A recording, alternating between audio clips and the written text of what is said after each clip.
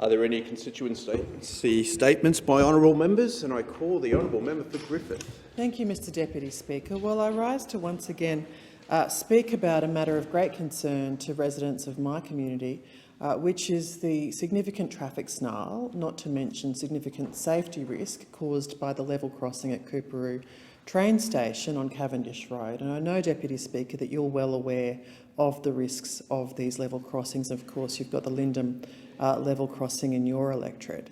Coorparoo is a significant problem. This is a place where there's been 61 near misses in the decade to 2021. It's particularly concerning to me, of course, because it's a very busy road. It's adjacent to two schools, the Coorparoo Secondary College and the Brisbane School of Distance Education. It's quite near Giffen Park, which is where the Coorparoo Roos Australian football team plays. And of course, it's in a very busy part of Brisbane in Coorparoo. This is a project that should be fixed. The RACQ has once again this year, in their correspondence to me about their federal election priorities, pointed out this level crossing among a few others in Brisbane as one for a priority to be resolved. And in my view, it is something that does need to be resolved. I've been campaigning on it, lobbying on it the entire time I've been in the parliament, before I was in the parliament in fact, and I've been pointing out that this is a significant problem, as I said, for safety. And I'm well aware, Deputy Speaker, that there was a fatality at your level crossing, not your personal level crossing, but at the level crossing at Lindum in your electorate, and that shortly after that fatality there was a significant announcement of funding from the federal government to fix that level crossing in your electorate. I don't, frankly, want to have to see a fatality at the Coorparoo level crossing. I think it should be fixed. The safety concerns are the primary concerns. But a significant concern is the impact on traffic. This is, it's between, it's sort of, if you're heading down Old Cleveland Road into the CBD, which a number of people from Bonner, a number of people from Bowman are, as well as people from Griffith, this level crossing at peak hour, it's on Cavendish Road, but that's the cross street into, it's one of the main cross streets into Old Cleveland Road at Coorparoo. And so, of course, when there's a traffic snarl at that level crossing, it has a flow-on effect for other traffic in the area. So it remains, as I say, a significant safety concern, but also a really major traffic snarl. And I think when we think about traffic, it's easy to think about things in quite dispassionate terms when you're talking about transport infrastructure, about those things. But really, what is traffic? Traffic is an impediment to people spending time with their families, their friends, their loved ones. And so we also have an imperative, I think, as federal representatives, when we're talking about the quality of life in our cities, to really speak up for better transport infrastructure. I thank the honourable member for Griffith, and I call the honourable member for Brisbane. Well, thank you, Deputy Speaker. Unlike in 2011, the recent floods in Brisbane weren't just a Brisbane River-focused event. The heavy rain bomb that hung over Brisbane caused all the local catchments to flood. Kedron Brook, Enoggera Creek, Brecky Creek, Ithaca Creek, meaning that virtually every suburb had flooded streets, homes and businesses. Deputy Speaker, I spent 2 weeks going door to door in some of the worst hit streets to listen to and to help local families and business owners. For families, financial assistance grants from the federal government, and for businesses and community clubs, co-funded federal state grants have been going out the door, helping us to clean up and rebuild. Charities and local community groups have made a big difference too. The people of Brisbane wasted no time getting stuck into the clean-up, and with thousands of volunteers, neighbours and friends all pitching in to help. It was great to see the ADF on the streets in places like Milton, Ashgrove, Windsor and the CBD, assisting locals and the Brisbane City Council with the clean-up. In my judgment, having a big, well-resourced council working closely with the ADF made a big difference. I want to thank everyone collectively who helped out for what they did for our beautiful community. I'm immensely proud of the resilience and the spirit demonstrated by the people of Brisbane, not just during the floods, but over the course of the COVID pandemic as well. The challenges of COVID aren't over, but even now we're seeing more evidence emerge that Australia has performed better than virtually any other country on both the health metrics, like lower rates of death and disease, and economic measures, like the impacts on jobs, on prosperity, and on the budget bottom line. The budget this week, Deputy Speaker, shows that the government got some big calls right, like closing the international borders early, meaning we didn't see those makeshift morgues popping up like they were in places like New York, and by crafting programs like JobKeeper. The budget shows that JobKeeper was unprecedented, expensive, temporary, and that it worked, because it kept countless good businesses afloat, and it kept 700,000 Australians off the dole queues and away from the risks of long-term unemployment. In Brisbane alone, more than 11,000 businesses and almost 30,000 people were supported by JobKeeper. Now, in a sharp recovery, Australia has the lowest unemployment in close to 50 years, and all those people in jobs, being productive, paying income taxes, not drawing on government support, has seen the biggest turnaround in 70 years for any federal budget bottom line. The challenges aren't over, Deputy Speaker, but our plan is clear, and I'll continue to work hard every single day for the people of Brisbane as we work towards an even better Brisbane in 2032 and beyond, and for a stronger, safer, more prosperous Australia. I thank the honourable member for Brisbane. I call the honourable member for Dunkley. Thank you, Deputy Speaker. This speech, which could be the last speech I'm privileged to give in this current term of Parliament, is dedicated to every person in my community of Dunkley who I have had the absolute privilege of representing over the last almost 3 years. It's budget week, and it could well be the last week of Parliament before we go to an election. And rightly, much of the debate this week has been about whether or not the Morrison-Joyce budget delivers a better future or short-term fillers for problems that have arisen under 9 long years of a tired Liberal national government. And rightly, a lot of the debate is about who can deliver a better future for the people of Australia. And that is an argument that I will be prosecuting with all the passion I can bring to it over the election campaign, which is, let's face it, already started, but when it's officially called, between now and election day.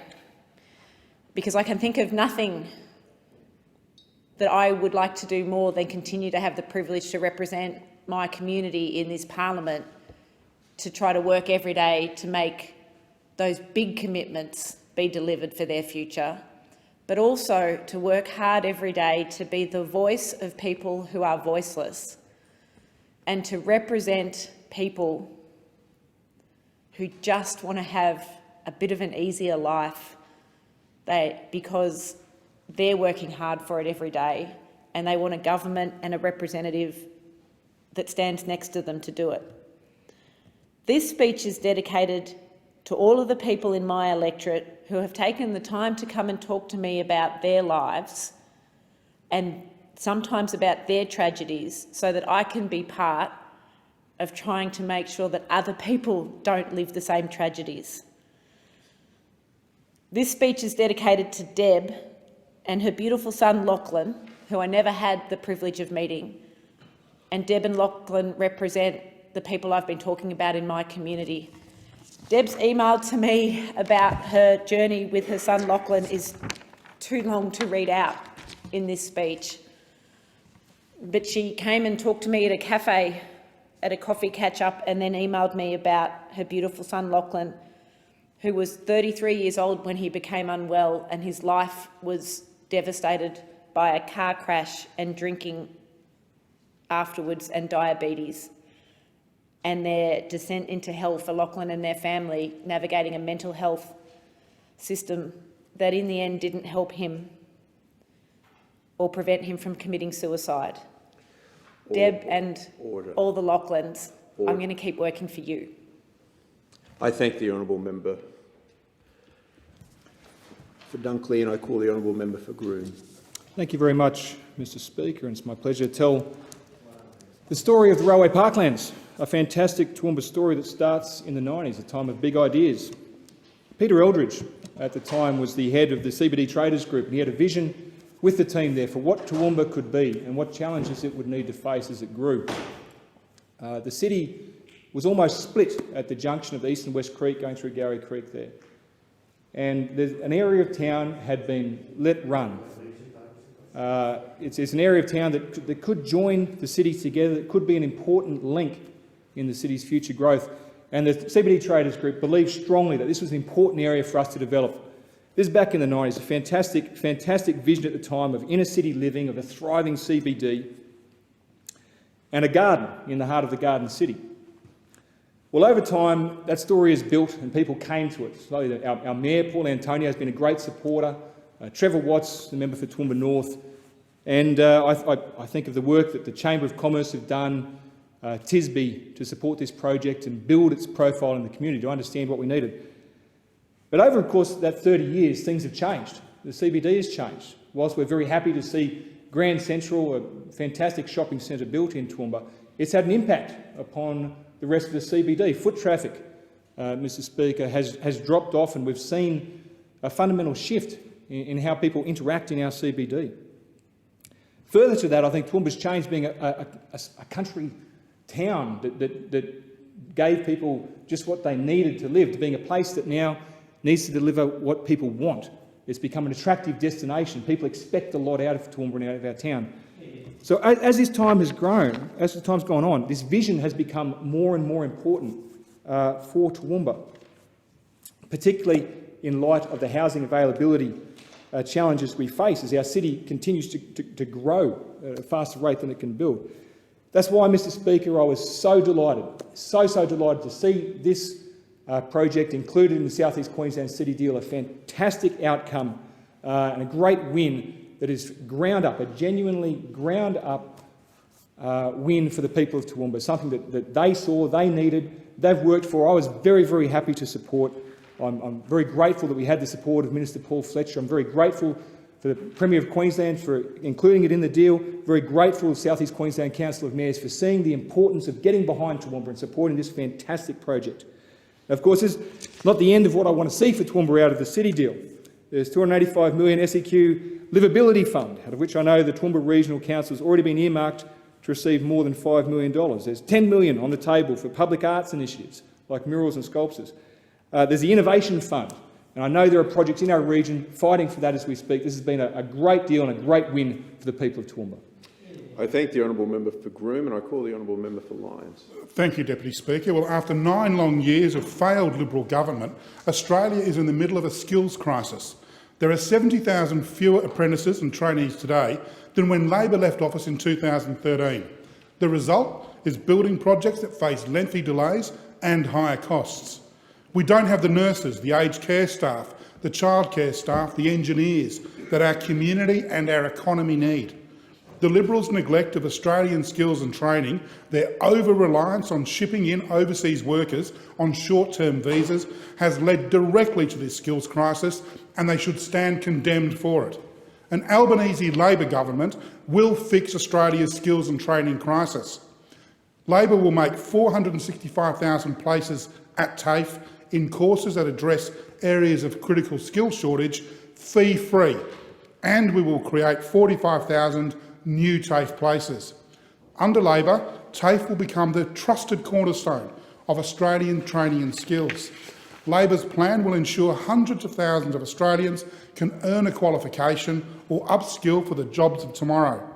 Only an Albanese Labor government will deliver a better future made in Australia. Australia must be a country that makes more things here.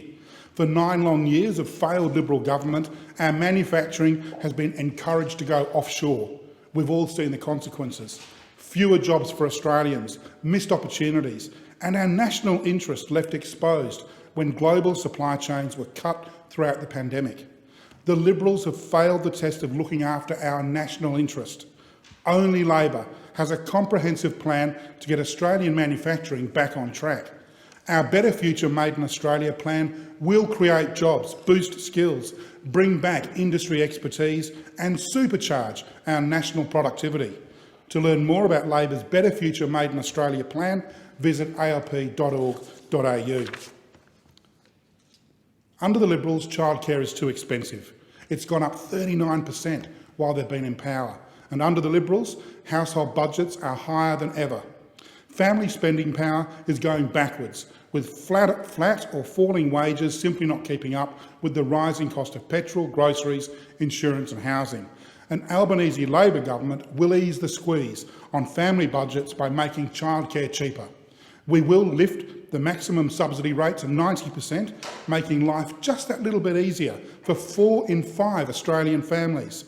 This isn't welfare. It makes good economic sense, lifting workforce participation and increasing GDP between $4 billion and $11 billion every year. Only a Labor government will make childcare cheaper and grow the economy.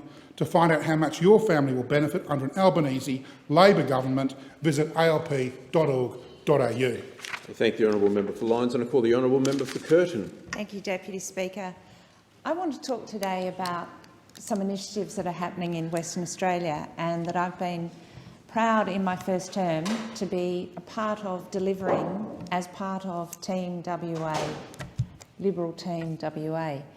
My electorate of Curtin is the most beautiful part of Western Australia. I say that it's a known fact. It's kilometres of white beach, beautiful living conditions. It's also home to a lot of medical research and health innovation. And over the course of the last 3 years, I've had the opportunity to engage with many of the medical institutes, medical researchers and the hospitals and healthcare providers in my electorate. And they are incredible people. And of course, over the last 2 years of the pandemic, we've all seen and been amazed by the work of healthcare workers generally. But engaging with our medical researchers and the various medical research institutes which are based in my electorate, I see the dedication they bring to their task. And sometimes they research things and they develop things which just start off with a kernel of an idea and they don't know where it's going to end up. Basic science research can sometimes be a gamble that takes ages to pay off, or it can be something that pays off very quickly. But all of these dedicated researchers who, and this is an issue for a much longer term project, who living in Western Australia are cut off from the rest of Australia and don't get the sufficient level of funding under competitive grants, under the NHMRC, under the Medical Research Futures Fund, because of their isolation and because of the way that the system operates. That's something that I do want to tackle should I be re-elected to this place alongside my WA colleagues for the next term. But I do want to pick up on 2 things that have been delivered just very recently in the health and research area, and that is the establishment of a hospice, a children's hospice, which the federal government is part funding along with the state government of Western Australia and philanthropy. The children's hospice, a commitment made at the end of last year, is going to be built in my electorate of Swanbourne. We don't have one in WA at the moment, and this is just going to provide such welcome relief and respite for those families and those kids who've got life-limiting conditions. The other initiative which we just announced on the weekend, which again was part of a Team WA initiative, was the establishment of a comprehensive cancer centre. Again, it's going to be based in my electorate in Nedlands. The federal government is committing well in excess of $300 million to establish this comprehensive cancer centre, which will service all of Western Australians who are going through treatment of cancer. Healthcare and medical research, vital parts of my electorate. Thank you, Deputy Speaker. I thank the honourable member for Curtin and I call the honourable member for Moreton. Luke Grieve and his wife and young children love living in Rocklea because it's an intimate, enclosed suburb, close to the city, where most people know each other. When they bought back in 2016, the modelling showed once in 100-year flooding lines. The modelling was updated last year, but by then Luke and his family had already moved out of their home more than 20 times because of floodwaters. The family have a whole evacuation plan. When the rain sensor alarms go off and water enters their yard, they pack up and drive to Luke's in-laws. It's what they did on the night of Friday the 25th of February this year. The house is on stilts and water was lapping at the back stairs. On Saturday, it actually looked like the water was receding. Luke hoped it would be okay, but by Sunday, the water was flowing through his house. There was no official warning that the water was rising, but the bomb gauge at Marshall Road was off the charts. I live a kilometre away in Maruka, and we didn't get a message until late on Sunday night. But by Sunday, Rocklea was in chaos. People were trapped in their homes, neighbours were checking up on each other in tinnies, the police were door knocking to try to get people out. It's all well and good to get out, but if you have nowhere to go, you have to pay for a hotel. There were no evacuation centres anywhere near Rocklea, where almost the entire suburb was flooded, and many locals have very limited incomes. Luke and his family have insurance. That's rare in Rocklea, but their property is undervalued as they couldn't afford the premium amount. They moved to Rocklea because it was affordable. I've stood inside Luke's gutted house. Now only frames are holding up the insides. The beautiful hardwood floors are all bent. You can't spend your life moving in and out of your home whenever it rains, but that's what people in Rocklea do. After the 2011 flood, several properties around Luke's home were acquired by the council as part of the voluntary home purchase scheme. Before that was cruelly axed by the LNP Lord Mayor Adrian Schrinner. Luke has asked to be included in the Flood Resilient Homes program, where owners are given financial assistance to adapt their homes through measures including raising them. Some people have done that in Rocklea. He was told that Rocklea is not impacted severely enough by flooding and does not meet the criteria. Really, I ask you, anyone making up those rules, to come and walk around Rocklea with me, and I'll show you the lines from 74, 2011, 22 and in between. The Queensland State Government has called on the Morrison Government to jointly fund a $771 million disaster package, which will increase the resilience in Queensland communities like Rocklea. We've been hit by floods too many times. We must build back better. That includes a $350 million buyback scheme, perhaps where homes like Luke's can be turned into raised properties with garages and the like. Residents like Luke and others in the suburb of Rocklea could really benefit from this package. I urge the Prime Minister, all of the Coalition, to sign up to this as a priority. I thank the honourable member for Moreton, and I call the honourable member for Chisholm. Thank you, Mr. Deputy Speaker. On Tuesday night, Treasurer George Frydenberg handed down the federal budget for 2022-23. This is a budget for all Australians, but today I want to talk about how it will benefit local businesses in Chisholm. By backing small businesses and investing in skill, manufacturing, infrastructure and energy, the budget will strengthen our economy and create more jobs. In previous budgets, our government has backed small businesses with the lowest tax rates in 50 years, as well as investment incentives like the instant asset write-off. On Tuesday, to further encourage small businesses, the Treasurer announced that a $120 deduction will be provided for every $100 spent on training staff or on digital technologies. On top of this, to encourage more apprentices, we will provide $5,000 payments to new apprentices and up to $15,000 in wage subsidies for employers. I'm thrilled that our government is delivering in these ways for the more than 1,300 apprentices in Chisholm and the more than 6,000 small and medium-sized businesses who operate locally. Mr. Deputy Speaker, last week it was fantastic to host the Prime Minister and Minister for Health in Chisholm to announce that Victoria will be the first place in the Southern Hemisphere to manufacture mRNA vaccines. This is the future of pandemic preparedness and will support our economy's resilience against further shocks.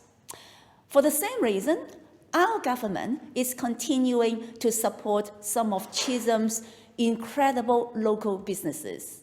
Mark Waverley manufacturer Excel Technologies is receiving more than $1.4 million in support through our Supply Chain Agility Improvement Project.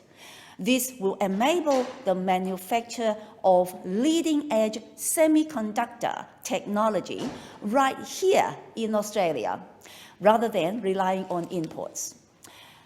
Mr. Deputy Speaker, Chisholm is home to an incredible and incredibly advanced series of local manufacturers. And it's great to see that they, along with manufacturers and small businesses across Australia, are being supported in their work by the Morrison government. I thank the honourable member for Chisholm and I call the honourable member for Solomon. Thanks, Deputy Speaker. Northern Australia is different to the rest of the country.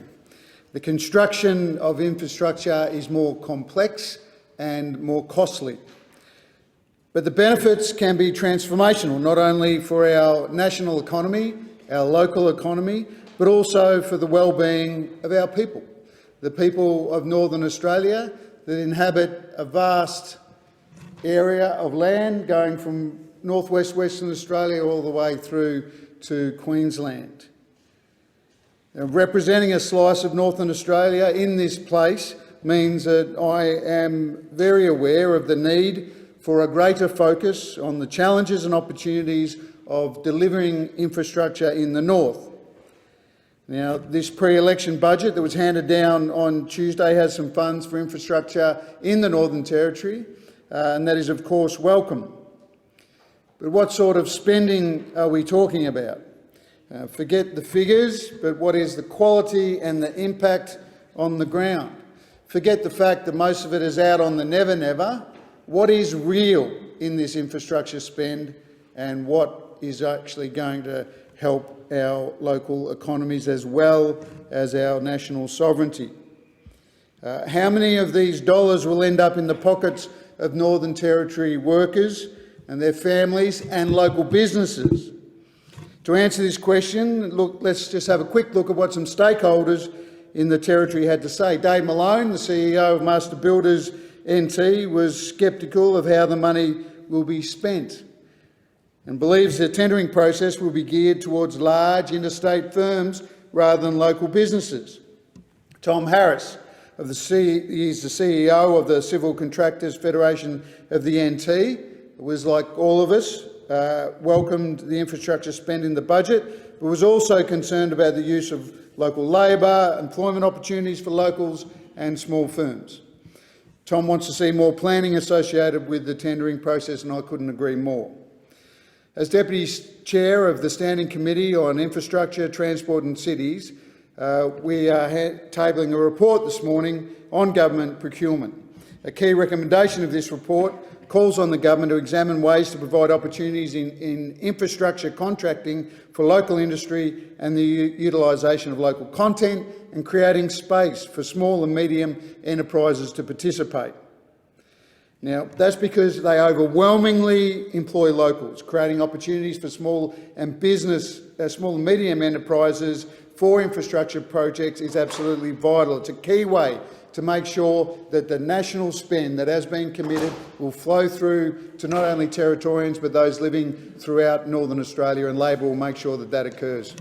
I thank the honourable member for Solomon and I call the honourable member for Capricornia. Thank you, Deputy Speaker.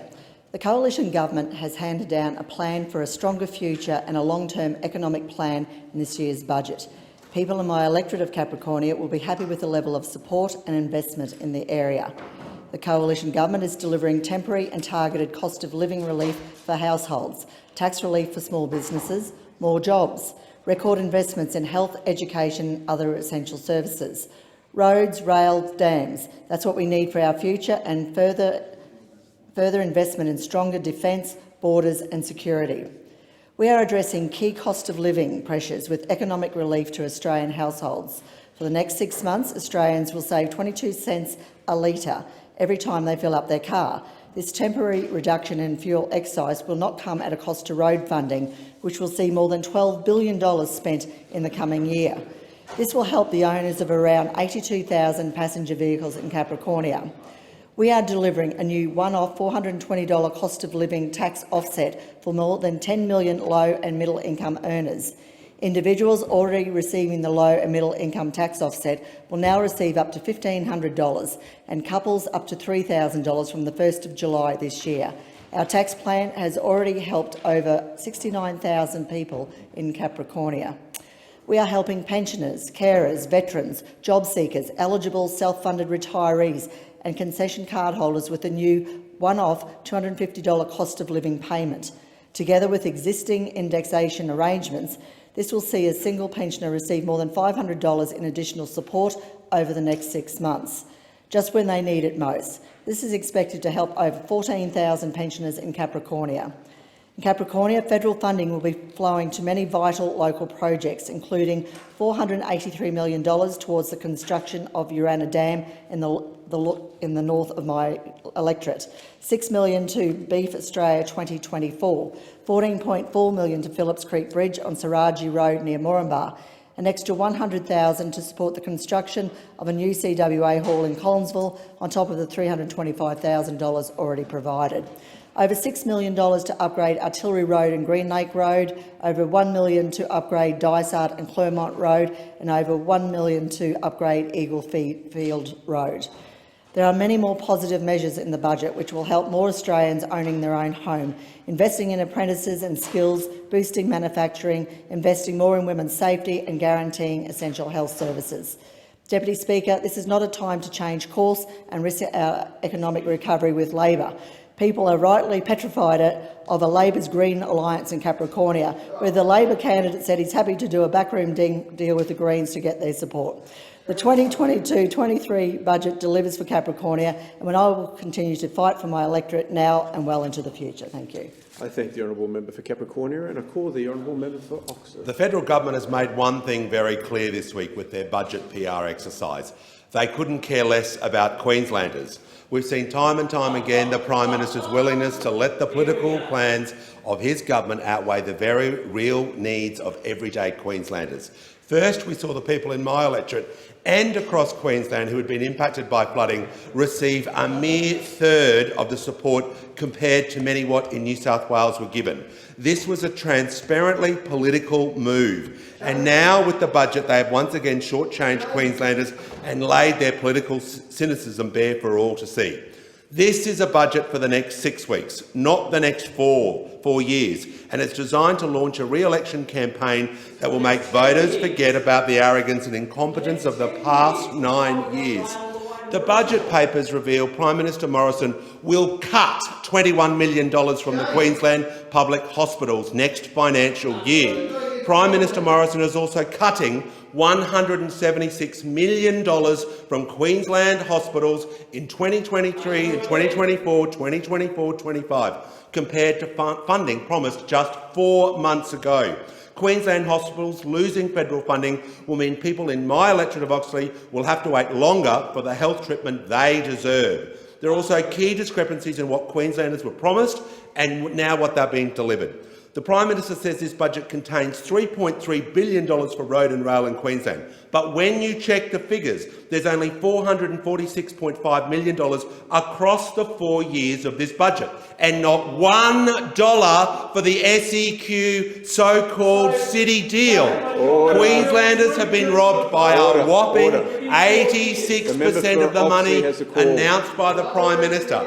It's in the budget in black and white detail.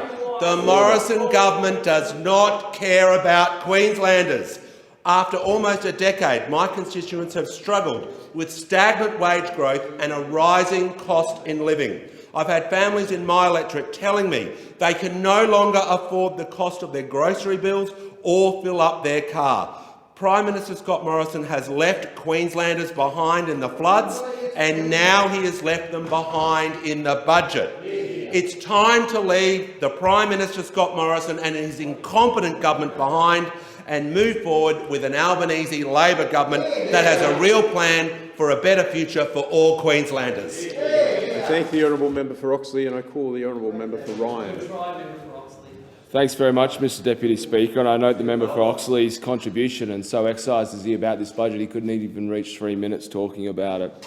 So there's obviously, and that's because there's obviously a lot in here for families, for Queensland families, particularly for families in the Ryan electorate.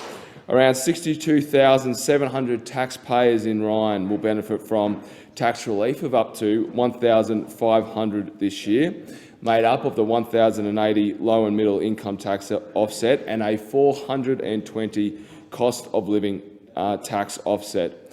The government's tax plan, lowering taxes over the last couple of years, has already benefited over 77,800 taxpayers in our electorate of Ryan.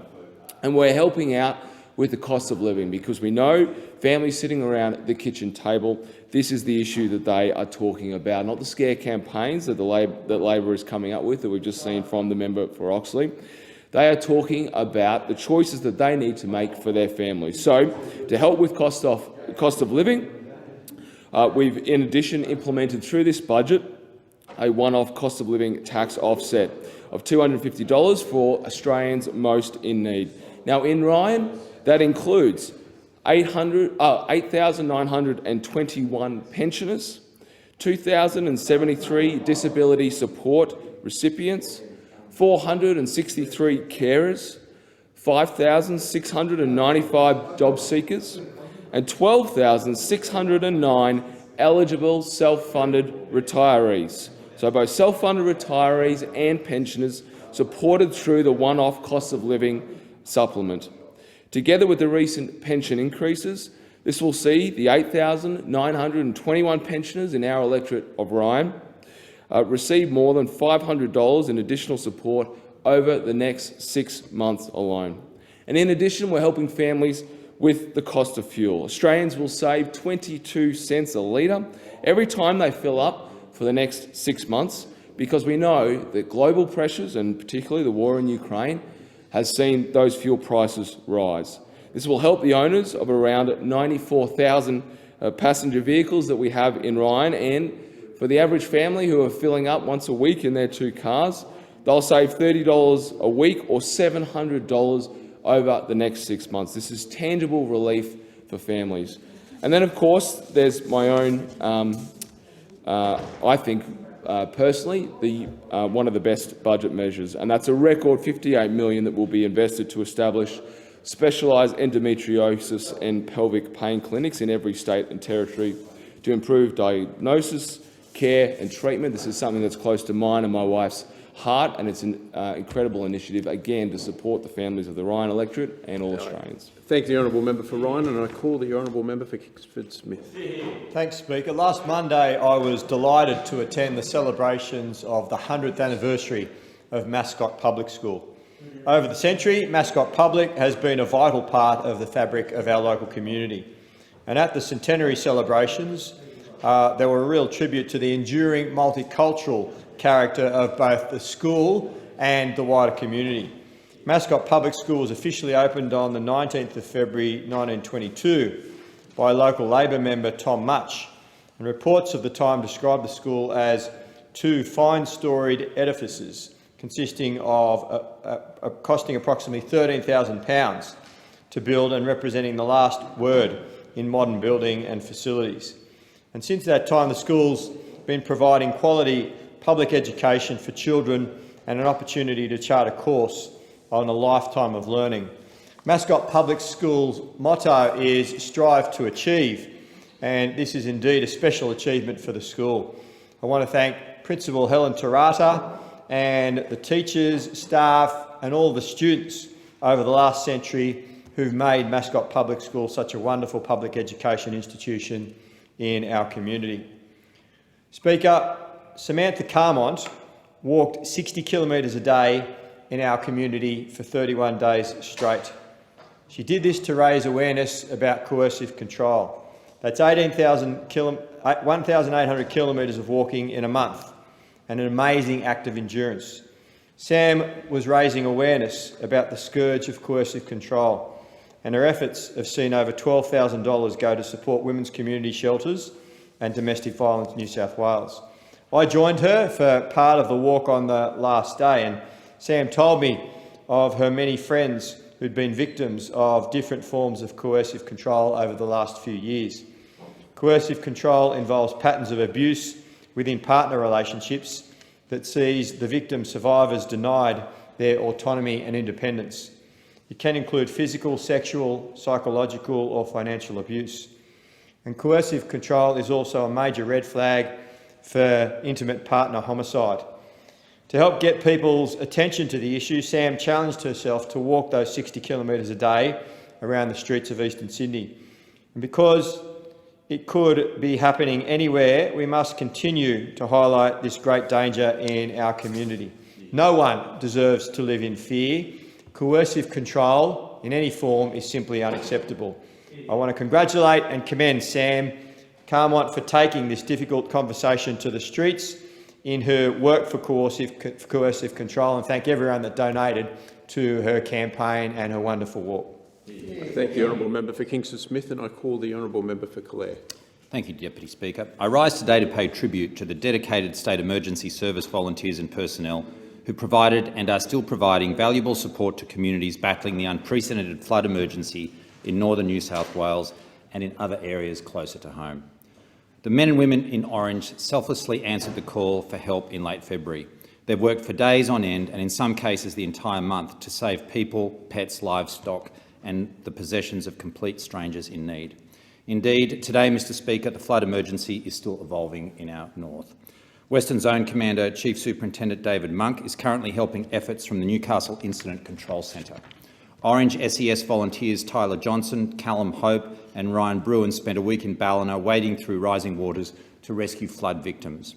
Bathurst volunteer Joshua Bestowich was deployed to Lismore, while the Central West Deputy Zone Commander Bridget Rice led the flood planning team there.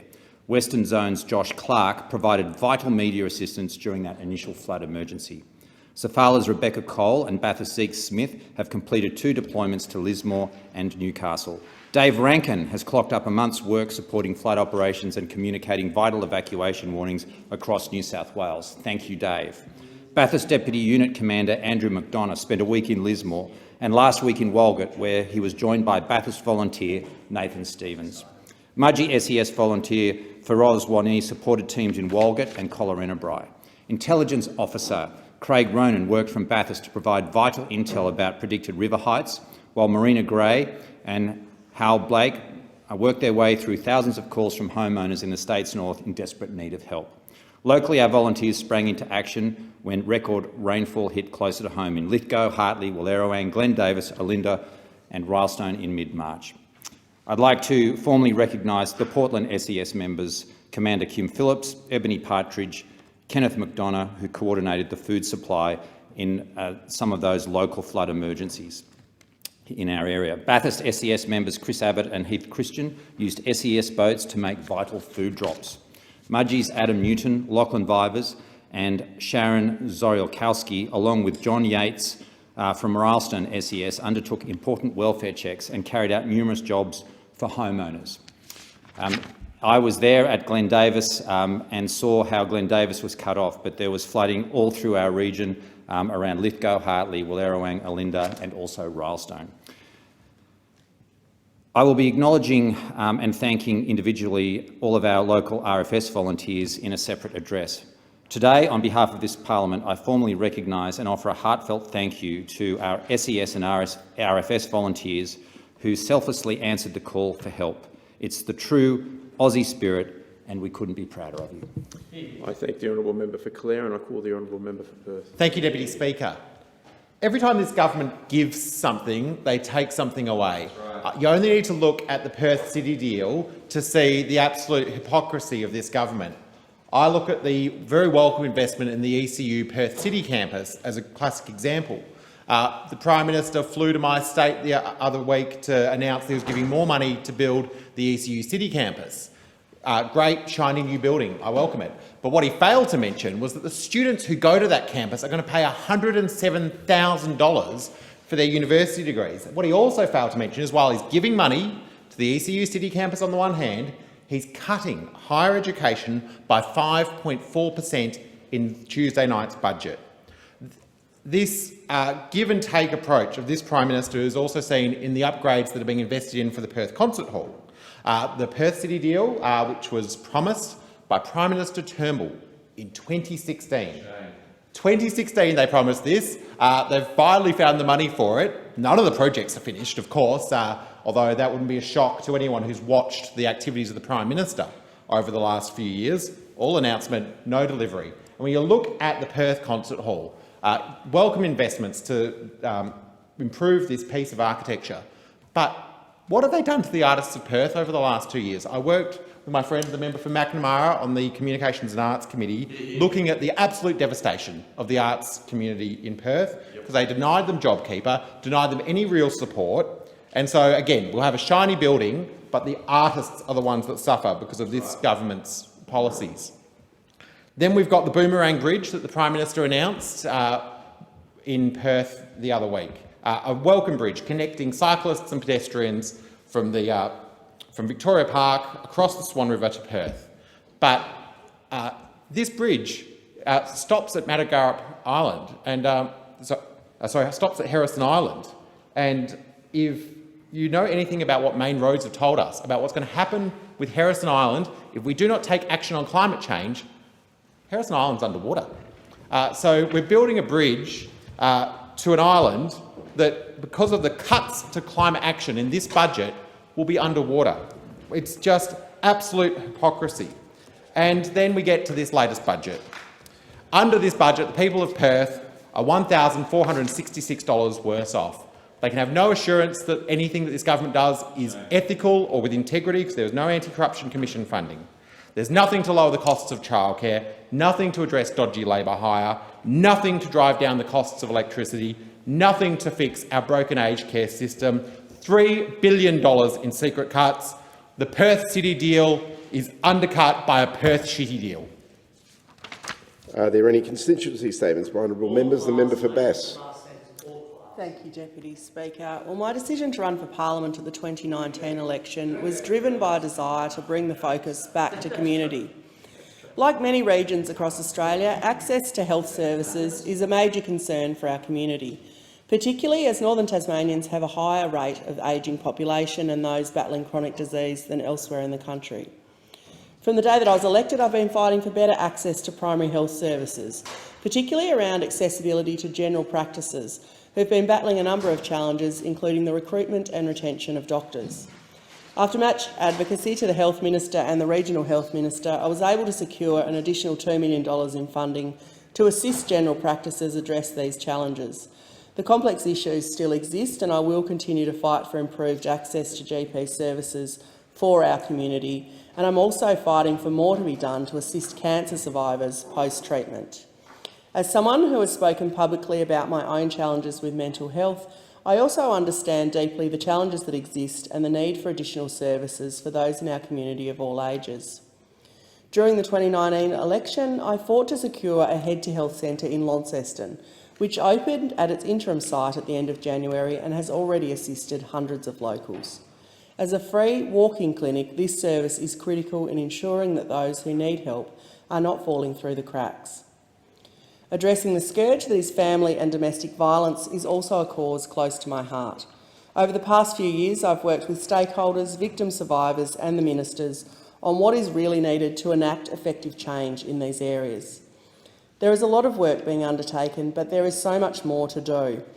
I'm personally proud to have secured funds to move the family court in Launceston after a decade of lobbying by family law advocates due to serious concerns over the safety of the current premises. Of course, the biggest challenge over this term of Parliament has been the COVID-19 pandemic, and I've spoken many times on the health and economic measures put in place to support our community over the past few years, which has kept Northern Tasmanians healthy and in jobs. When the pandemic first began, I also wanted to look at ways that I could show my personal support that would have a tangible impact on the small business community. So my small business shout-outs began, and over the past 2 years, more than $10,000 has been directly put back into our local economy through more than 100 shout-outs. In my first speech, I said I was committed to being a genuine and authentic representative of the Northern Tasmanian community. And as my first term comes to a close, I am proud of what I've achieved for our community, and I hope to continue to represent Bass in Canberra for as long as I have the privilege to do so. Thank you. Are there any constituency statements by honourable members? The member for Macnamara. Thank you very much, Acting Speaker. And during the pandemic, Victorians knew that they were on their own when it came to support from this federal government, that the Prime Minister from Sydney never met a Victorian he didn't want to leave behind. He had no interest in supporting Victorians during their hard days because he's all about the politics, this bloke. He's all about the politics. Now, I see and I hear in the interjections I'm hearing the interjections from the member for Goldstein. Order. The member for Goldstein. There are Cease many on that interjecting. side of the House that are from Victoria, but there are none that are for Victoria, because the Liberal brand from Victoria is all about taking support away from Victorians. We've got Victorian Liberals in the state parliament calling for the Prime Minister to remove financial support to Victorians. It was ridiculous. Then we've got the Victorian Leader of the Opposition who wants the Prime Minister to reduce the GST intake to Victoria. The Liberal Party might be from Victoria, but they are not for Victoria. And if you wanted further evidence of that, if you wanted further evidence of the Liberal Party abandoning Victoria yet again, you only have to look at the latest budget that the Treasurer and the Prime Minister delivered. Victoria is 26% of this country's population. And yet how much infrastructure spend did we get from this budget? I'll tell you, it wasn't 26%, wasn't 20%, wasn't 15%, wasn't 10%. We've got to keep going south to 6% of new infrastructure spend in this budget went to Victoria. 6%. Shameful. And do you know why the Prime Minister is only spending 6% of his infrastructure spend on Victoria? Is because he's all about the politics. He's all about the politics, and he's given up on the political wins possible in Victoria. And if you want further evidence of that, it's not just infrastructure spend. This federal government apparently is throwing around the fact that they're spending $7.1 billion in the regions. $7.1 billion in the regions. Well, you'd think that would get shared pretty evenly amongst the states, especially a state with a quarter of the population of this country. Not a dingleberry, not a cent of that $7.1 billion infrastructure regional spend is happening in the state of Victoria. Not one cent, Deputy Speaker. This Prime Minister and this government have never cared about Victorians. The things that they do promise to Victorians are things like car parks, which they promised $15 million of car parks in my electorate, until they removed it because they didn't speak to the council and the state government to realise that the car park location that they wanted to build at Balaclava Station had already been allocated to a completely different purpose in social housing. They are just throwing money, good money after bad, and it's hardly surprising that the modern Liberals are putting out new paraphernalia in teal, the modern Liberals putting out teal pamphlets in their electorates, and they're dropping the word Liberal, because there is nothing modern about this Liberal Party. They're ashamed of their brand, unlike those on this side of the House. Are there any constituency statements by honourable members? The member for Goldstein. Thank you, Deputy Speaker. Deputy Speaker, in the coming months, Australians, like the good people of Goldstein, will face a choice. The reality is, Deputy Speaker, we are in one of the most dangerous decades in Australia's history. And when you look at the challenges, or the stack of challenges and risks that we confront, it is crystal clear why we need strong government more than ever. Whether you look at the national security challenges we face, security in supply chains and the risks, not just economic, but of course flowing through to our delivery of reliable supply for our domestic economy. Pandemic and health risks that are becoming more ever-present, and we're all mindful as a consequence of an interconnected world. The challenges of climate change and, of course, both the economic and the environmental consequences. Economic issues of instability that come as a consequence in other countries and how it could flow through to us. And, of course, what has happened to currencies, interest rates and inflation, as well as fuel and economic security risks, which we'll hear about later in the parliament today. Wherever you look, there are big risks on the horizon. And the question is, whom is it you want to represent you, and which government you want to be able to sit on the Treasury benches to make the tough decisions? Because in the end, that's who we're voting for, Deputy Speaker. Not a government that wants to be liked, but one that wants to make the decisions that are in the best interests of the nation. And make no mistake, when it comes down to it, this government has always made the tough decisions, whether easy or hard. You compare that to the Labor Party, where already we have the Greens measuring up the curtains in ministerial offices, waiting to become part of a coalition government. We have, with the Labor Party, we have fake independents who are quite clear in their intent that they want to install the Leader of the Opposition into a prime ministerial chair. They don't have the integrity to admit it, but that's absolutely their objective. And we know that from their campaigning and media activity, where no matter what the problem is, it's always a coalition government on the Liberal side with the National Party. That's the problem. And that's why we need strong government now, and we need to elect members of parliament in whichever seat across the country that is from the Liberal Party, to make sure that we're in the best position to respond to these threats. You just need to look at them. They won't answer tough questions, like where they stand on nuclear submarines through to securing the Solomon Islands and the impact it has in our country right now. Deputy Speaker, poor economies are weak economies, and they're weak countries, and they will suffer what they may. Rich economies are ones that are strong. They're able to stand up and defend their sovereignty and their interests and help other countries do so as well. And this is the choice that Australians will face in some Saturdays ahead. Because on Tuesday night, the Treasurer handed down a budget which clearly articulated the difference between this side of the chamber and the other side. Labor always look at the budget as a pathway to empower themselves. We look at it and how we can empower citizens, families and communities to take responsibility for themselves as the foundation for a great nation. We look forward to this election, and I look forward to the return of a Morrison government. Are there any constituency statements by honourable members? The member for Franklin. Thank you, Deputy Speaker. And Tasmanians have every right to feel disappointed in the budget that was delivered on Tuesday night. Indeed, nothing in the budget makes up for Scott Morrison's decade of attacks on wages, the lack of job security Tasmanians are experiencing, the attacks of Medicare. Nothing really makes up for this decade of hard times that Tasmanians and Australians have had. There is some small cost of living measures, yes there is, but they're all designed just to get through the next 6 weeks, and they're all about Scott Morrison's job. They're not about the people of Tasmania. Indeed, there's nothing in the budget to fix Tasmania's health crisis. There's nothing in the budget that will deal with the long-term housing issue that we have. We have a really serious housing issue in Tasmania. We need supply of housing, and we need it now. The state government has finally come on board and adopted some of Federal Labor's policies in relation to a housing fund, but they too still have issues in trying to get the houses built.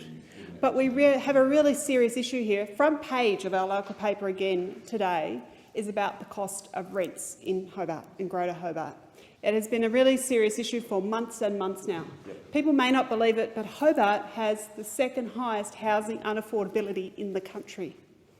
It is really difficult in Tasmania if you're renting or if you're trying to buy a house to get a roof over your head. My office is contacted every week by people who can't get a home. Labor's Future Housing Fund is a good idea. It was a good idea. The other side have stolen some of our good ideas. They didn't steal that on Tuesday night. But 30,000 social and affordable homes in the first 5 years. And if you look at it on just a population basis, that would be over 1,000 in my home state of Tasmania, and it is badly needed, Deputy Speaker. We even had the member for Bass on radio today talking about the budget, and even she knows, and I quote, "You also have to do other things over the longer term. There's an investment needed in social and affordable housing." Yes, there is. It's a shame that the government, her government, the government she is part of, is not delivering on this. That is the problem with the government. It's always about announcement. It's always like pretending they're doing something and doing a little bit and not actually solving the problem. That's what they're doing. They're not actually solving the problem. So it's okay, you know, for the member for Bass to go on the radio and say, yes, this is a very serious issue, but the government that she is part of is doing nothing about it. We've got the new $7.1 billion regional fund for regional economies. But again, Tasmania misses out completely. What a sad indictment on the current member for Braddon and the current member for Bass, that of $7 billion, Tasmania can't get a single cent of it. I mean, it's really disappointing. Tasmanians are going, OK, budget's been and gone, let's move on. Because there's nothing to excite them. There's no proper plan for how Tasmania will prosper. Order. Are there any constituency statements by honourable members? The member for Monash. Deputy Speaker, at the memorial service of Shane Warne at the G last night, many beautiful stories were told about this kind, big-hearted man. Gideon Haigh is an author of a book on Shane and said recently, let's look at who Shane Warne was, cricket aside. And he said that the man was punctual, he had an affection for children, respect for elders, was well-mannered, well brought up, as the author's mum would say. All these characteristics were celebrated over and over last night. Many recalled his selfless care for others, both in Australia and overseas, and he was a patient man on and off the field. He was a competitive, brilliant tactician on the field who would build up to take the scalp he was after. Off the field, we learned he would sit for as long as it took to sign autograph for fans once for up to 2 hours. He was kind. Visiting sick and vulnerable children and others who just wanted to meet their hero, who rang those who knew were in strife just to check on them. No fanfare, no media. One can only imagine the countless acts of kindness that came naturally to him that we will never hear about. He was patient and he was kind. You know, these two characteristics are the first two mentioned in the definition of love by Paul in the book of Corinthians. It begins, love is patient and love is kind. If we in this country can simply honour Shane by emulating these two beautiful characteristics, what a testimony it would be. Warren was known for his loyalty and generosity. Many others have mentioned, as Haig did, how much he loved his children. We saw how much last night, and we saw how much they loved him. Their loving hero was their loving hero who put them first. His favourite time was time spent with his kids. They said he taught them that manners are free. He was courteous. He could speak to and had respect for all people, no matter their station in life. A man who owned his weaknesses and fessed up. He was honest. He was a great example of what Peter wrote when he said, above all, love each other constantly, because love covers a multitude of sins. He did this. He lived love. So let's take the opportunity in celebrating a genuine bloke by honouring his personal strength. He was down to earth. He was what is affectionately known as a larrikin. He didn't try to be anybody else but himself. Flawed, yes, but he owned his behaviour and said to Lee Sales in an interview, I try to learn from my mistakes and be a better person. If only we all did this. He loved to entertain, he loved to be the centre of attention, and he thoroughly enjoyed the interaction with everybody, and the people loved him back. He had a talent above cricket to make people feel special. Respect for people does that. Patience, kindness and respect for all, simple but not easy. Shane Warne made it look easy. A country we have a lot to learn from Shane. How about we give it a go? In accordance with Standing Order 193, the time for members' constituency statements has concluded. The member for Fairfax. I move that the Federation Chamber do now adjourn. Seconded. Member I for second the Bendigo. motion. The question is that the motion be agreed to. The member for Macquarie. Thank you, Deputy Speaker. Well, what a waste these 3 years of the Morrison government have been, and the budget highlights how visionless the Liberals are. It's been a wasted opportunity to accept that the climate is changing and to invest to make my local communities more resilient to the extremes of weather, fire, floods and storms. You have a $4 billion emergency response fund and not a cent has been spent in the Blue Mountains or Hawkesbury in spite of 3 natural disasters in 3 years. The budget shows there's no plan to spend any of the fund there, in spite of the need for not just major repairs but for support for councils to make improvements to the many fragile roads and infrastructure so they're more able to withstand the elements. The community needs a proper and coordinated plan for the future. They need confidence that things will improve. Building resilience is more than construction. It's about people being supported to volunteer their time and time again. And that's what my $4.95 million to local emergency services is about. $50,000 to every RFS brigade, $300,000 to improve the Blue Mountains and Hawkesbury fire controls, and $1.1 million each to Blue Mountains and Hawkesbury SES to boost their ability to improve their fire stational headquarters and be better prepared to step up when natural disasters hit. Deputy Speaker, what a wasted opportunity it's been to genuinely tackle the cost of living. There's been a decade of attacks on wages, job security and Medicare. Pay simply isn't keeping up with prices, and in spite of the $1 trillion in debt, there's nothing to show for it. Short-term measures are not a plan. Families need much more, like Labor's childcare plan, so that whether you have 1 child or more, you end up better off if you work. Our plan makes 4 in 5 families better off than they are now. What a tragic and wasted opportunity it's been for aged care residents who've seen no improvement in their living conditions in spite of the Royal Commission. And workers are no nearer to seeing decent pay under the Morrison government. Nothing is going to fundamentally change until we fix the issues facing that workforce, and this budget does nothing to address it.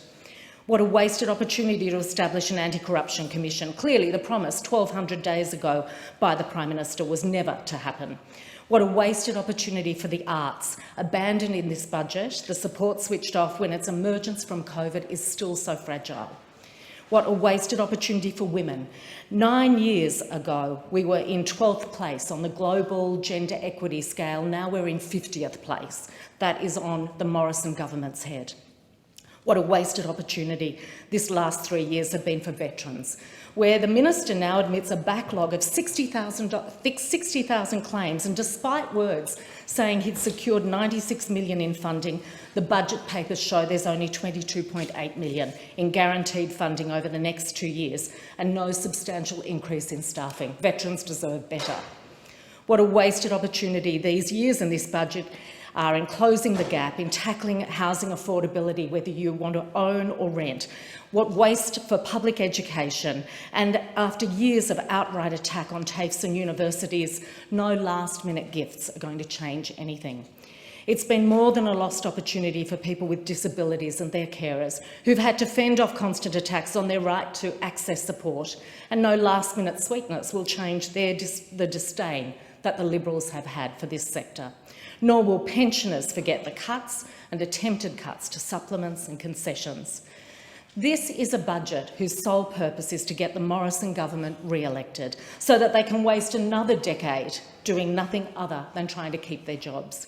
It's a privilege to be in this place, and a greater privilege to be in government, to shape who we are as a nation, not just to hold on to your job.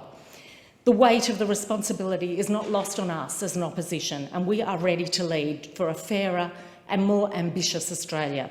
The people of the Blue Mountains and Hawkesbury deserve a government that cares enough to hold a hose, to have a plan for the future and to be on their side, and that's a Labor government. Deputy Speaker, I want to congratulate a group of young people in my electorate who weren't willing to wait for the government to solve the mental health issues that young people face. They came to me to support a Headspace, and thank goodness we haven't spent the last 3 years just waiting for this government, because it hasn't yet been delivered. So what we did was come up with a way for them to help people, and that's with posters and coasters going into nearly 24 of our local pubs and clubs. I want to thank these young people and Drinkwise, the Australian Hotels Association, and Reach Out for joining together on this national pilot. The question is that the motion be agreed to. The member for Chisholm. Thank you, Mr. Deputy Speaker. This year's budget provides responsible and practical help for households to ease the cost of living pressures they are facing now. It also focuses on creating more and better paying jobs, boosting our defence and national security, and guaranteeing essential services like health, education, aged care and the NDIS, while all keeping taxes low. The last 2 years have been tough for our country, but Australia and our economy remain resilient. We have overcome the biggest economic shock since the Great Depression, and our recovery leads the world. This is not luck. The Morrison government's economic plan is working for Australia and for the people of Chisholm. The centrepiece of this year's budget is comprehensive cost of living relief. Around 67,500 taxpayers in Chisholm will benefit from tax relief of up to $1,500 this year. The government's tax plan has already benefited 77,600 locals in Chisholm. In addition to the one-off cost of living tax offset, the government is also providing a one-off cost of living payment of $250 for Australians most in need. In Chisholm, these payments will be delivered to 16,001 pensioners, 3,402 disability support recipients, 914 carers, 6,764 job seekers, and 14,885 eligible self-funded retirees. Together with the recent pension increases This will see the 16,001 pensioners in Chisholm receive more than $500 in additional support over the next 6 months when they need it most. Since we were elected in 2013, pensions have increased by $179.20 per fortnight for singles and by $270 per fortnight for couples. This budget also continues our support for job seekers and young people. Australia currently has a record high of 220,000 in trade apprenticeships. In Chisholm, we already have 1,355 apprentices, and new measures in the budget will lead to more opportunities for apprentices and trainees with expanded wage subsidies. Around 4,900 businesses in Chisholm will also have access to a new 20% bonus deduction for training and upskilling employees while reducing their tax bill. Mr. Deputy Speaker, a strong economy enables us to guarantee the essential services Australians rely on. I'm proud to be a government that has funded just over 2 million free or subsidised medicines in Chisholm through the Pharmaceutical Benefits Scheme. I'm proud to be part of a government which is guaranteeing record funding for the NDIS, supporting the 3,063 participants in Chisholm. I'm proud to be part of a government increasing funding for preschools in Chisholm and making childcare more affordable and accessible, directly benefiting over 7,430 families living in Chisholm. I'm proud to be a part of a government providing record investment in aged care, helping the 29,819 senior Australians living in Chisholm. Mr. Deputy Speaker, this is a responsible budget, and it's a necessary budget in these times. It delivers for the people of Chisholm. Thank you. The question is that the motion be agreed to. The member for Wills. Thank you, Deputy Speaker. Well, I'm standing here on the last of the sitting weeks, the last of the sitting days before the election, and I can't help but reflect on the past 3 years in this place. It is the job of governments to tend to the metaphorical campfire, so to speak, to keep a population safe, prosperous, to secure base camp, as it were. Well, I could probably say the fire's gone out, Deputy Speaker. Instead, we stand here in the ash and the embers of the 46th Parliament. It's been disturbing and a worrying time for most Australians and most people around the world, but it's also been a very historic time. I can probably say that there'll be no Australian above school age who will forget these past couple of years. And of course, in times of great disturbance, of national trauma, aren't these the times where governments make names for themselves? The Churchill wartime government, the Curtin Labor government during the war as well, Lincoln holding a nation together during the Civil War, Mandela assuming the presidency and maintaining a peaceful transition in the post-apartheid era.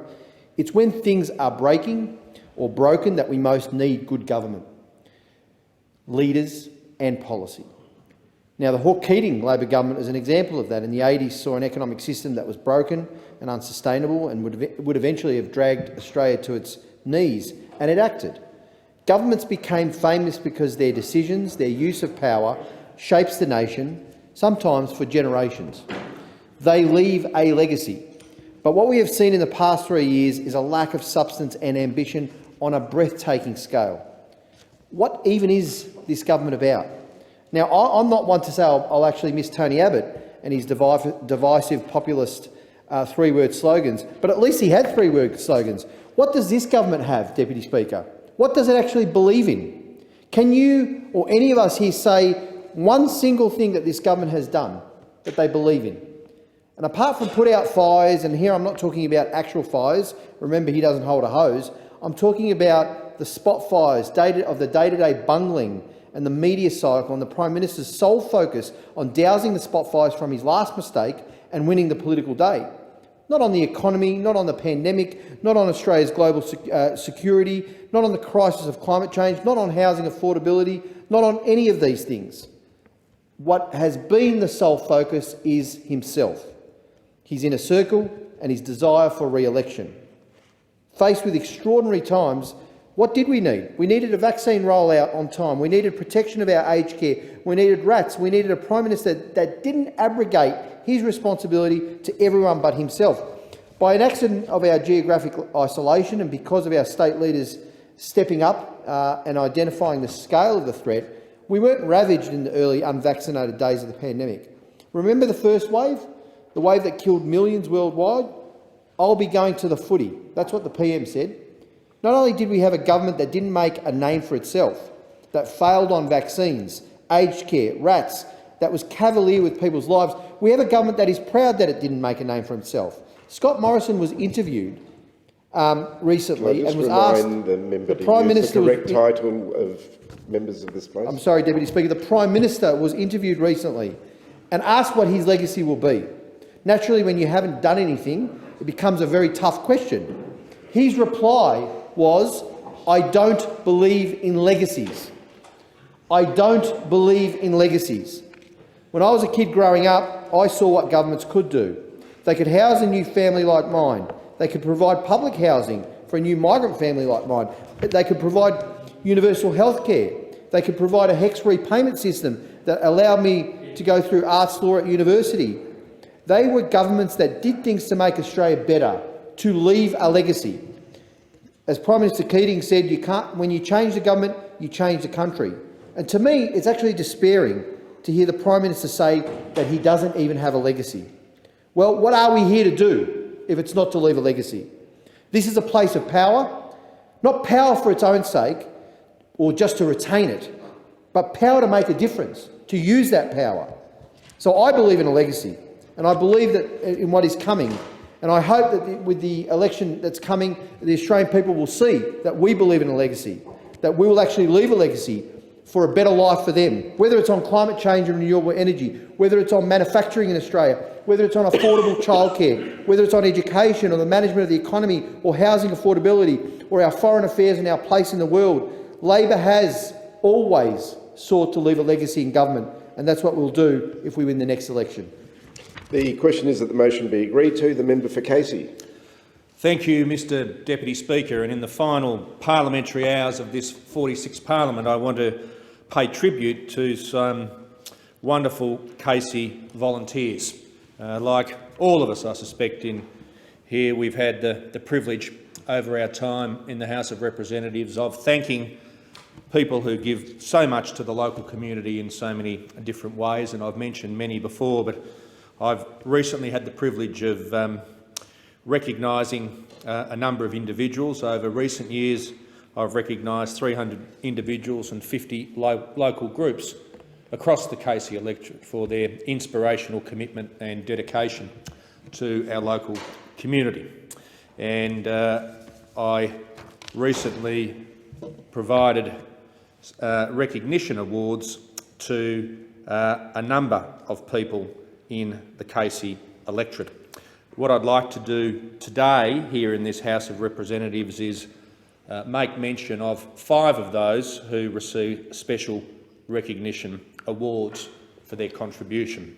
These are the people that are the glue of our community, that do so much, that are vital in a democracy where we have limited government, in performing services on the ground where they know best. The first is Leonie Turner of Hoddles Creek. Leonie is a long-term CFA volunteer, been captain of the Hoddles Creek CFA for a number of years, created the Hoddles Creek Emergency Catering Crew, which supports the CFA, the Vic Police, the SES and other first responders, and also leads a junior program giving young people in the local area an opportunity to be involved with emergency services. To John Robinson of Healesville. John was nominated by 2 community groups. He's volunteered with the Healesville Interchurch Community Care, otherwise known as HICCI, for the last 16 years, sharing the role of hallkeeper with another recipient who I will mention in a minute, Marilyn King. He's renowned for jokes and trivia questions he brings to Darren's Dinner, which is a weekly free community meal in Healesville. As a member of the Rotary Club for 20 years, he's also been involved with many Rotary projects, particularly their Dogs Day Out fundraising event. Marilyn King, who I just mentioned, also volunteered with the Healesville Interchurch Community Care since 2005, and she and John, who initiated the dinner at Darren's, that free community meal, and she's been doing that with John, who I mentioned, as I said, for 16 years. She ensures all patrons feel welcome, the dinners run efficiently, and also supports volunteers who prepare the meal. Susan Houghton from Yarra Junction. Susan is the volunteer librarian at Yarra Junction Primary School. She's created an inviting library with books which the students have helped select. She manages the library system and plans and facilitates weekly library sessions for prep to grade 6. But it was during COVID remote learning that Susan facilitated weekly live library sessions to keep students connected. And I had the pleasure of dropping in to the Yarra Junction Primary School in recent days to present the certificate to Susan. It was a big surprise. The school kept it a secret, and the students were delighted to see her recognised. Hannah Harris, as well as running her own business, always finds time to volunteer for the SES and the Army Reserve, and she's developed considerable expertise in radio telecommunications that's resulted in her receiving an Army Commander's Award for Excellence for her work during the 2019-20 bushfires. There are many other recipients. I pay tribute to them all, Mr Deputy Speaker, as I know all of us do in our electorates, and you look at the combined commitment of volunteers right across our 151 electorates, be it on a daily basis or in times of crisis. We can't thank them enough, and that's why in these final hours of this parliament I want to thank them, and through them all other volunteers across our wonderful country. Thank you so much, Mr Deputy Speaker. Question is that the motion be agreed to. The member for Gilmore. Thank you, Deputy Speaker. Well, on what will be the last parliamentary days here in the 46th Parliament, if we've learned anything over these past 3 years, it's that disasters can strike at any time. When I first came to this place, farmers and businesses and workers supporting farmers were in dire trouble because of drought. Then in late December 2019, the Currowan bushfires began and over many months raged and tormented 80% of my electorate. It's often called the Black Summer bushfires, but it's really the eerie orange dark skies, the ash rain, continual smoke, rotting food, no communications, and all of that most people remember.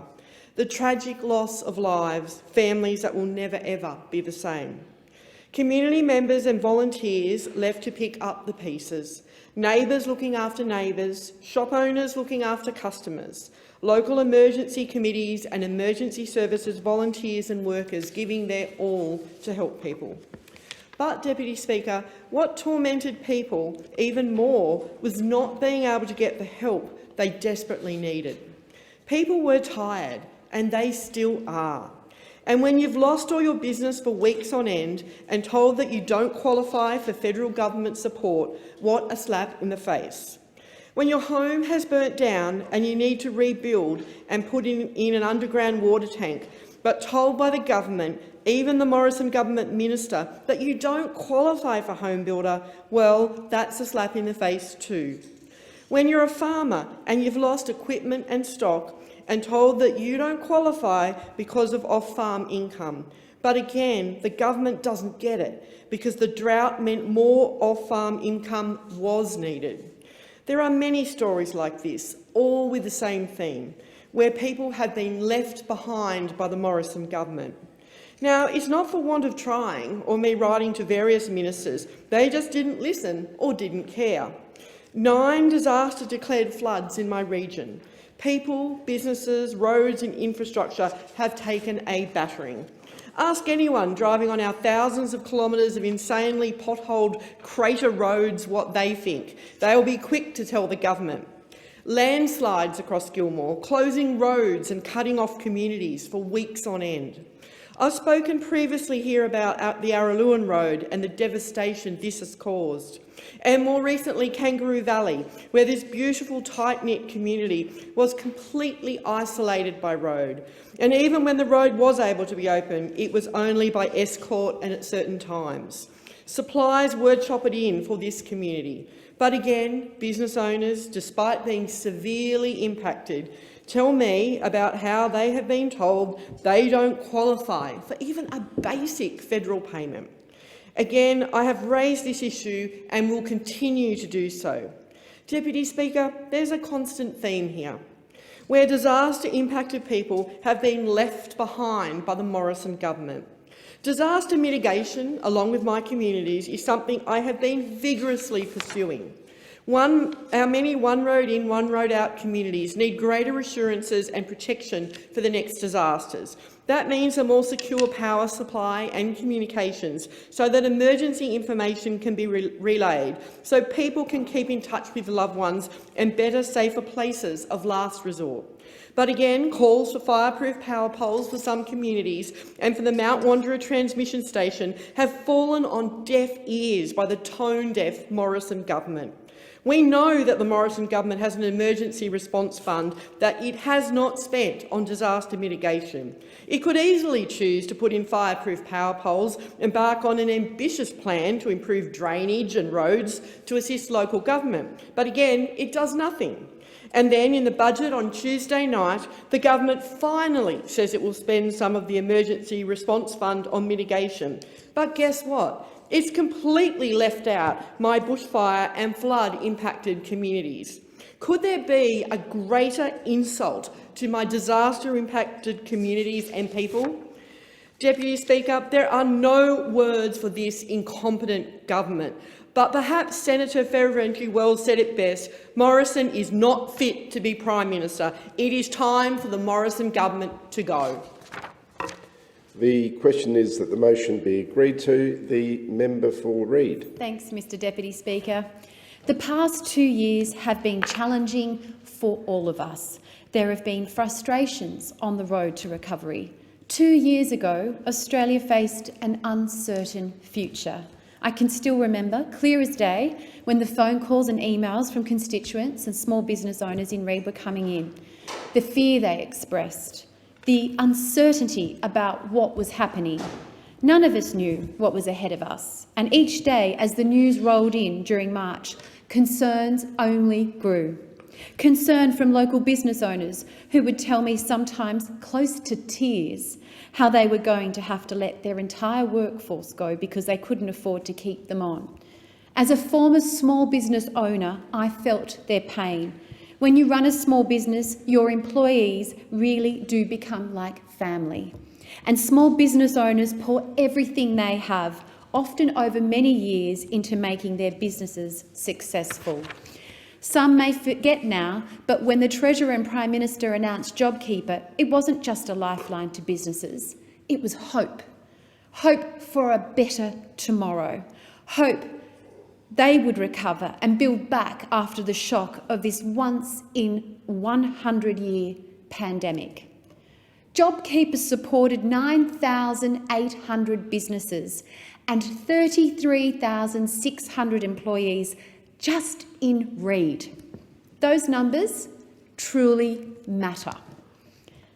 Behind each number is a business that got to keep going, a business that can today continue to grow and create more jobs. And Budget 2022 will continue to support small and family businesses in Reid with lower taxes. You will always pay lower taxes under a Liberal government, and we will always back small and family businesses. In 2019, I stood for Parliament to ensure a strong economy, more jobs, lower taxes and greater opportunities for working families. Despite the many challenges that have confronted us, we have kept their promises with all Australians. And I am proud that we have got on with the job of delivering locally in Reid. We have provided record funding for local roads and community infrastructure, like the M4 and M5 Link Tunnel and Rozelle Interchange as part of the WestConnex. We've made safety upgrades to Wentworth Road in Burwood. We've resurfaced McKinnon Avenue at Five Dock and Tennyson Street in Mortlake. Across the community, roads have been fixed and made safer. We're also making our community an even better place to live, work and raise a family by improving our local amenities, our parks like the new Strathfield and Hudson Park Amenities Building. We are delivering sporting facilities for families, players and fans. The massive Concord Oval redevelopment will have a centre of excellence for athletes, as well as brand new facilities for the entire local community. We are backing local safety with practical support in public spaces. We've installed CCTV across Reid to improve community safety, including at Strathfield, Homebush and Homebush West Town Centres. We've funded security facilities for the Coptic Orthodox Church in Rhodes and the Auburn Gallipoli Mosque. Whether it is putting more money back into the pockets of taxpayers, building better roads, backing local businesses and ensuring safer communities, we've delivered in Reid. But there is still more work to be done to ensure our economy remains strong and that we continue to build a stronger, safer future. On the ground in Reid, I am committed to continuing to work to make our community even better. Over the past 2 years, the pandemic and recurrent natural disasters have had put significant pressures on our mental health system. As a registered psychologist with 20 years of experience and the chair of the Mental Health and Suicide Prevention Committee, I know that the impact of COVID-19 has had a significant impact on the mental health of all Australians. And I commend the government for their record work of improving and investing in our mental health system. Last year's budget saw a landmark $2.3 billion investment in mental health and suicide prevention. And in this budget, we build on from that commitment with more Headspace services, community-based treatment centres and digital mental health support. We have done good work, but there is still more work to be done to ease waiting times and increase the supply of specialised psychological services, particularly for our children. The Reid community truly reflects the best of Australia, and the past few years have been challenging, but we are strong together and we will build an even stronger future. Thank you, Mr Deputy Speaker. The question is that the motion be agreed to. All those of that opinion say aye. To the contrary, no. I think the ayes have it. The Federation Chamber stands adjourned until 10:30 a.m. on Monday, the 11th of April 2022.